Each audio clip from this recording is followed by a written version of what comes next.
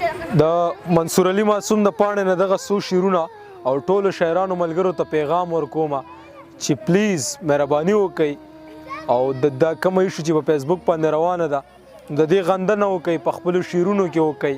داسې په سوشل میډیا باندې وکړئ، ځکه چې دا د اسلام په نوم باندې د پښتو په نوم باندې یو رد دی، میرا جسم میرا مرضی.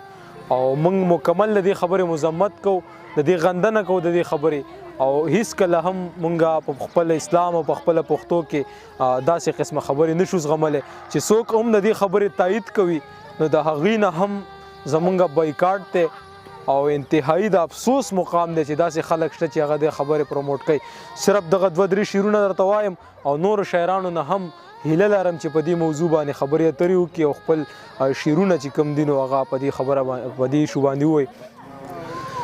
زه ستا او ستا د جسم د مرضۍ په حق کې نه یم، زه ستا او ستا د جسم د مرضۍ په حق کې نه یم، زه چرته هم د دې بې حیایۍ په حق کې نه یم.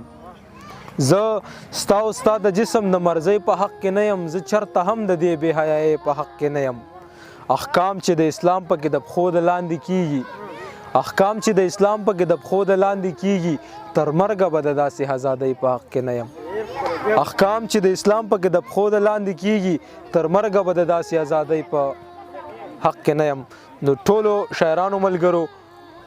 چې کوم صحافیان ملګري دي، چې کوم چینلو والا دي، ټولو ته درخواست کومه چې زموږ سره سپورټ وکړي او دا بې حیایي، دا د بې حیایۍ تنظیم او دا تحریک چې کوم دی د پاکستان د خاورې نه ختم شي. ډېره مننه.